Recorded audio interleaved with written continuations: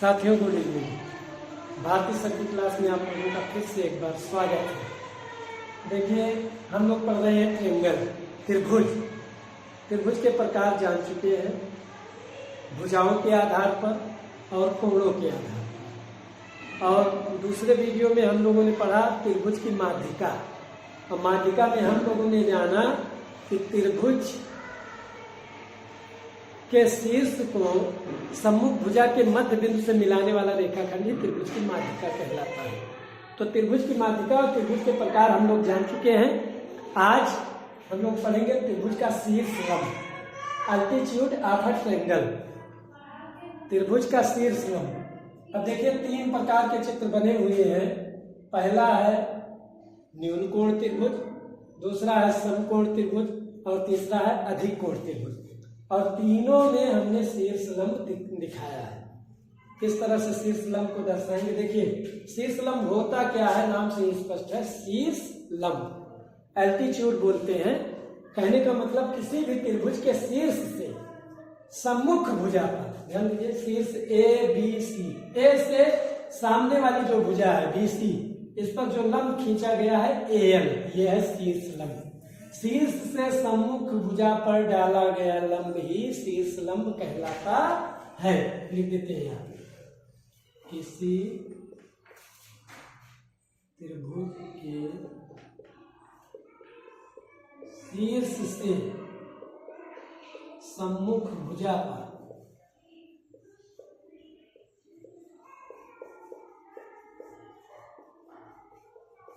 डाला गया लंब शीर्ष लंब कहलाता है। ये है ए से सम्मुख भुजा हुई बीसी, बीसी पर लंब डाला गया ए एल। इसी तरह से बी से सम्मुख भुजा हुई ए सी, इस पर डाला गया ए बी एम। ठीक इसी प्रकार से सी से जो शीर्ष लंब डाला गया है सी एम। और ये तीनों शीर्ष लंब एक ही बिंदु से होकर जाते हैं। कहने का मतलब त्रिभुज के शीर्ष लंब संगामी होते हैं, और जिस बिंदु से होकर जाते हैं वो त्रिभुज का लंब केंद्र कहलाता है। क्या कहलाता है? लंब केंद्र। ठीक, इतनी बातें हैं। ये न्यून कोण त्रिभुज बनाया गया है। यहाँ पे देखिए, समकोण त्रिभुज में, समकोण त्रिभुज में क्या है? शीर्ष बी से जो लंब खींचा गया है, इसको एम मान लेते हैं, बी एम हो गया। और शीर्ष सी से लंब जो आएगा आके एम बी पॉइंट पे मिलेगा। कहने का मतलब ये बी सी ही शीर्ष लंब हो जाएगा, और यहाँ पे ए बी ही शीर्ष लंब हो जाएगा। तीनों शीर्ष लंब जिस पॉइंट पे मिलते हैं वो ए बी पॉइंट होगा। हम नाम देते हैं शीर्ष लंब को ओ सी। यही बी भी लिखा है, यही तीनों शीर्ष लंब मिल रहे हैं, इसलिए यहाँ पे पॉइंट लिख दिया गया है ओ। शीर्ष लंब संगामी होते हैं, और जिस बिंदु पर मिलते हैं उसे लंब केंद्र कहते हैं। ये न्यून कोण त्रिभुज कौन सा त्रिभुज है? न्यून कोण त्रिभुज। और ये दूसरा हमने बनाया है समकोण त्रिभुज। समकोण त्रिभुज, देखिए, समकोण त्रिभुज का जो लंब केंद्र है वो किसी शीर्ष पे ही है, जबकि न्यून कोण त्रिभुज का लंब केंद्र त्रिभुज के अंतः क्षेत्र में है। इसी प्रकार से अधिक कोण त्रिभुज लिया गया है। अधिक कोण त्रिभुज, अधिक कोण त्रिभुज, यहाँ पे देखिए, शीर्ष से सम्मुख भुजा पर लंब डाला गया बी एम। ये तो दिख रहा है, लेकिन जब हम सी से डालेंगे और ए से डालेंगे तो सम्मुख सामने की भुजा जो है इतना ही है। इस भुजा को हमने बढ़ाया सी को कहां तक? एम तक, तब ये शीर्ष लंब हमें दिखा ए एम। इसी तरह से जब सी से हमने लंब डाला तो सी से लंब डाला तो इस भुजा को आगे बढ़ाया गया ए बी, सामने वाली भुजा पे आएगा, ए बी को आगे बढ़ाया गया डी तक, तो ये शीर्ष लंब बना सी डी। और ये तीनों शीर्ष लंब जब इसको पीछे बढ़ाएंगे तो ये जाके एक पॉइंट पे मिलते हैं, यही हो जाएगा लंब केंद्र। क्या होगा? लंब केंद्र। तो एक चीज और यहां से एक बात समझ में आई कि अगर न्यून कोण त्रिभुज है तो शीर्ष लंब अंतः क्षेत्र में समकोण त्रिभुज शीर्षलंब नहीं, सॉरी, न्यून कोण त्रिभुज में जो लंब केंद्र होगा वो अंतः क्षेत्र में शीर्षलंब तो 3 बनेंगे ही, और समकोण त्रिभुज में लंब केंद्र जो होगा किसी शीर्ष पर ही होगा। जहां पे समकोण बनेगा उसी शीर्ष पर बनेगा लंब केंद्र। और इसी प्रकार से अधिक कोण त्रिभुज में जो लंब केंद्र होगा वो त्रिभुज के बाह्य क्षेत्र में कहीं पे होगा। तो इस तरह से हम लोग ये कह सकते हैं कि किसी त्रिभुज के शीर्ष से सम्मुख भुजा पर डाला गया लंब ही शीर्ष लंब कहलाता है। यहाँ पे दोनों बातें, एक तो इससे पहले हम लोगों ने पढ़ा था माध्यिका। माध्यिका में क्या होता है, अगर न्यून कोण त्रिभुज हम ले लें तो बिल्कुल कुछ इसी तरह से ही फिगर बन के आएगा, और अलग अलग त्रिभुजों में अलग अलग तरह से फिगर दिखेगा, अलग तरह से चित्र दिखेगा। यहाँ पे यह स्पष्ट करना है कि जब भी कहेंगे शीर्ष लंब तो शीर्ष से सम्मुख भुजा पर डाला गया लंब, शीर्ष से सम्मुख भुजा पर डाला गया लंब शीर्ष लंब। माध्यिका शीर्ष को सम्मुख भुजा के मध्य बिंदु से मिलाने वाला रेखाखंड क्या कहलाता है, माध्यिका। जैसे माध्यिका अगर हम खींचे तो शीर्ष को सम्मुख भुजा के मध्य बिंदु से, एक समकोण त्रिभुज बनाते हैं, समकोण त्रिभुज में देखते हैं शीर्ष को सम्मुख भुजा ABC अगर है, शीर्ष को सम्मुख भुजा के मध्य बिंदु से, यहाँ लंब नहीं डालना, मध्य बिंदु, बीचों बीच वाला पॉइंट, मध्य बिंदु से मिलाने वाला जो ये रेखाखंड होगा ये होगी त्रिभुज की माध्यिका। B से यहाँ पे जाएगा और C से यहाँ बीच में आएगा। तो त्रिभुज की माध्यिका शीर्ष को सम्मुख भुजा के मध्य बिंदु से मिलाने वाला ये रेखाखंड ये माध्यिका कहलाता है। जबकि शीर्ष से सम्मुख भुजा पर डाला गया लंब त्रिभुज का शीर्ष लंब कहलाता है। और तीनों बातें एक बार फिर से रिपीट करते हैं। शीर्ष लंब संगामी होते हैं, जिस बिंदु पर मिलते हैं तीनों शीर्ष लंब वो कहलाता है लंब केंद्र। न्यून कोण त्रिभुज में अंतः क्षेत्र में लंब केंद्र मिलेगा, समकोण त्रिभुज में शीर्ष पर लंब केंद्र मिलेगा, किसी शीर्ष पर होगा जहां पे समकोण बन रहा होगा, और अधिक कोण त्रिभुज में लंब केंद्र बाह्य क्षेत्र में मिलेगा। माध्यिका बता ही चुके हैं, इसको एक बार नोट करिए या स्क्रीनशॉट लीजिए तब आगे बढ़िए।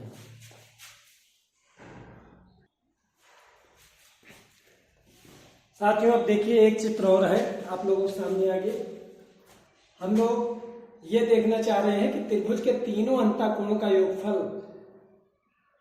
क्या होता है, कितने के बराबर, कितने अंश के बराबर होता है। यहाँ पे देखिए एक चित्र बना हुआ है, त्रिभुज है ABC और एक रेखा हमने खींच दी गई है XY, शीर्ष A से होकर जा रही है। ए पर जो ये त्रिभुज का अंतःकोण बन रहा है कोण 1, कोण 2, कोण 3 लिखा गया है, और जो ये रेखा के थ्रू जो ये कोण बन रहा है इसको कोण नंबर 4, इसको कोण नंबर 5 मान लिया है हमने। यहाँ पे देखिए क्या है, त्रिभुज है, ये दो रेखाएं हैं XY और BC। हम कह सकते हैं XY समांतर BC, XY और BC क्या है, समांतर है। समांतर रेखा में हम लोग पढ़ चुके हैं, दो समांतर रेखाओं को कोई तिर्यक रेखा काट रही हो तो संगत कोण बराबर होंगे, एकांतर कोण बराबर होंगे। और ये ट्रांसवर्सल या तिर्यक रेखा है AB, XY समांतर BC तथा तिर्यक रेखा AB इन्हें प्रतिच्छेदित करती है।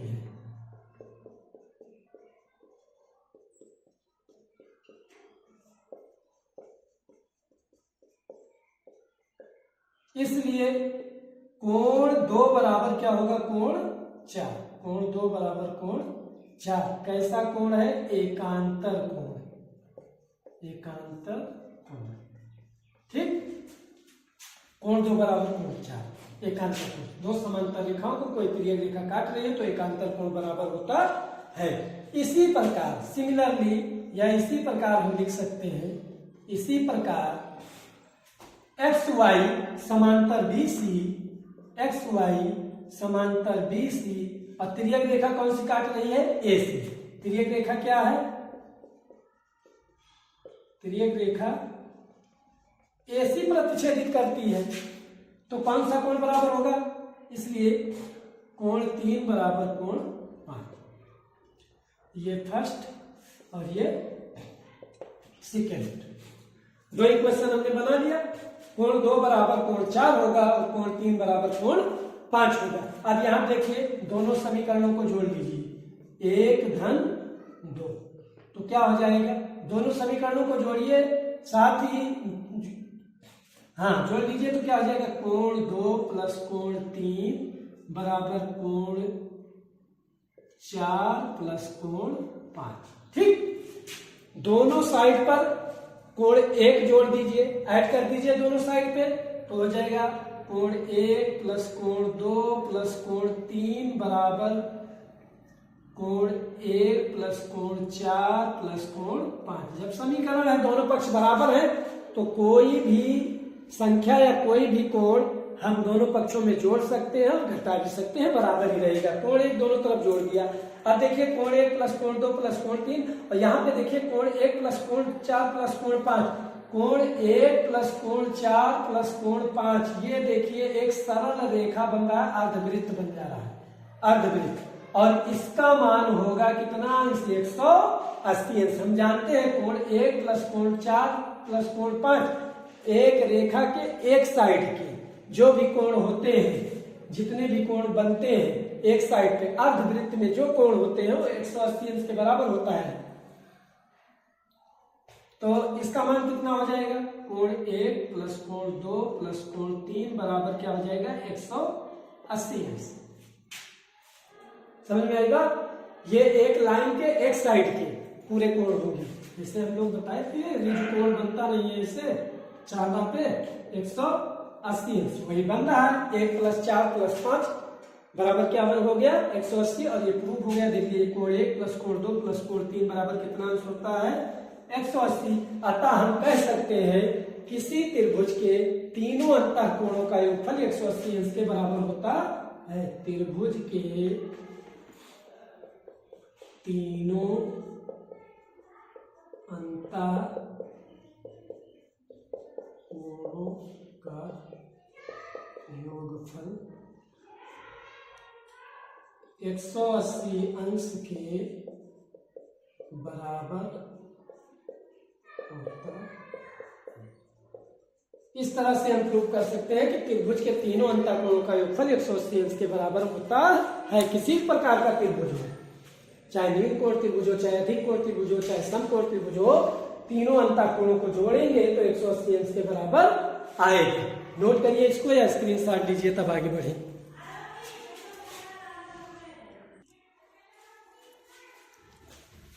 आगे बढ़ते हैं साथियों। देखिए अगली प्रॉपर्टी आ गई है त्रिभुज का बहिष्कोण। अभी तक हम लोग त्रिभुज की माध्यिका, त्रिभुज का शीर्ष लंब, त्रिभुज के तीनों अंतः कोणों का योगफल, अब आ गया है त्रिभुज का बहिष्कोण, exterior angle of a triangle. त्रिभुज की किसी भी साइड को जब आगे बढ़ा देते हैं तो जो एक कोण बनता है बहिष्कोण बन जाता है। इसी तरह से यहाँ से जब इसको आगे बढ़ाएंगे तो यहाँ पे भी एक बहिष्कोण बनेगा। इस भुजा को आगे बढ़ाएंगे तो यहाँ पे भी एक बहिष्कोण बनेगा। किसी भुजा को जब आगे बढ़ाएंगे तो एक बाहर, त्रिभुज के बाहर एक कोण बनेगा, वो बहिष्कोण। जैसे यहाँ देखिए कोण ACD, ये है बहिष्कोण।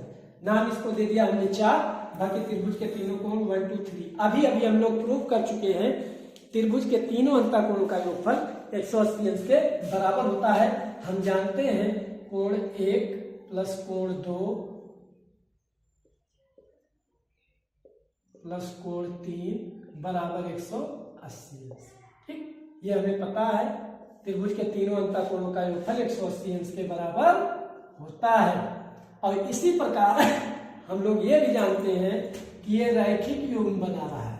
कोण 3 प्लस कोण 4 लीनियर पेयर बना रहा है, अर्धवृत्त में कोण बन रहा है, या लाइन के एक और जो टोटल कोण बन रहा है, तथा कोण 3 प्लस कोण 4 बराबर भी 180 अंश के होता है। ये भी हम जानते हैं, दोनों बातें हमें पता है। तब जब राइट हैंड साइड में या दाहिने पक्ष में 180 अंश 180 अंश ये दोनों है तो बाएं पक्ष भी बराबर होना चाहिए। इसलिए कोण 1 प्लस कोण 2 प्लस कोण 3 बराबर कोण 3 प्लस कोण 4 हम कह सकते हैं। दोनों तरफ से कोण 3 कैंसिल हो जाएगा। लिखेंगे कोण 1 प्लस कोण 2 बराबर कोण 4, या कह सकते हैं कोण 4 बराबर कोण 1 प्लस कोण 2। ये है बहिष्कोण का मान जो होगा सामने वाले दोनों कोणों के योग के बराबर होगा। इसको इस प्रकार भी समझिए। देखिए, त्रिभुज की भुजा को जब हम आगे बढ़ाते हैं, जो इससे कोण बनता है बहिष्कोण कहते हैं। हम इसके मान के लिए पड़ोसी छोड़ देते हैं, जो कोण दूर होते हैं हम उनको जोड़ लेते हैं। तो इस प्रकार से जो बहिष्कोण है कोण 4 का मान होगा, ये पड़ोस में इसके कोण है कोण 3, इसको हटाइए छोड़िए, कोण 4 का मान कोण 1 प्लस कोण 2 के बराबर होगा। ये exterior angle of a triangle, कहने का मतलब त्रिभुज के बहिष्कोण का मान जो होगा वो नजदीक वाले कोण को छोड़कर बाकी जो दोनों कोण हैं उनके योग के बराबर होगा, जैसा कि हमने लिखा है कोण 4 बराबर कोण 1 प्लस कोण 2। ठीक, तो आज की क्लास में इतना ही। आज हम लोगों ने सीखा त्रिभुज का शीर्ष लंब संगामी होते हैं, जिस बिंदु पर मिलते हैं वो त्रिभुज का लंब केंद्र कहलाता है। और तीनों त्रिभुजों में न्यून कोण त्रिभुज में शीर्ष लंब, अंतः क्षेत्र में समकोण त्रिभुज में शीर्ष लंब समकोण जहां पे बन रहा है उस शीर्ष पर, और अधिक कोण त्रिभुज में लंब केंद्र जो है वो बाह्य क्षेत्र में बनता है। उसके बाद हम लोगों ने सीखा कि त्रिभुज के तीनों अंतः कोणों का योगफल 180 अंश के बराबर होता है। और फिर एक प्रॉपर्टी सीखा हम लोगों ने त्रिभुज का बहिष्कोण, त्रिभुज की भुजा को अगर आगे बढ़ा देंगे, कोई भी भुजा आगे बढ़ाएंगे तो जो कोण बनेगा वो बहिष्कोण होगा।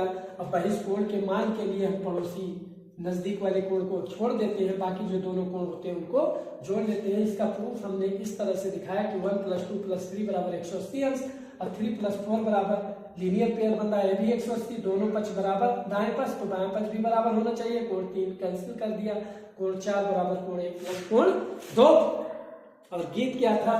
त्रिभुज की भुजा को जब हम आगे बढ़ाते हैं, जो इससे कोण बनता है बहिष्कोण कहते हैं।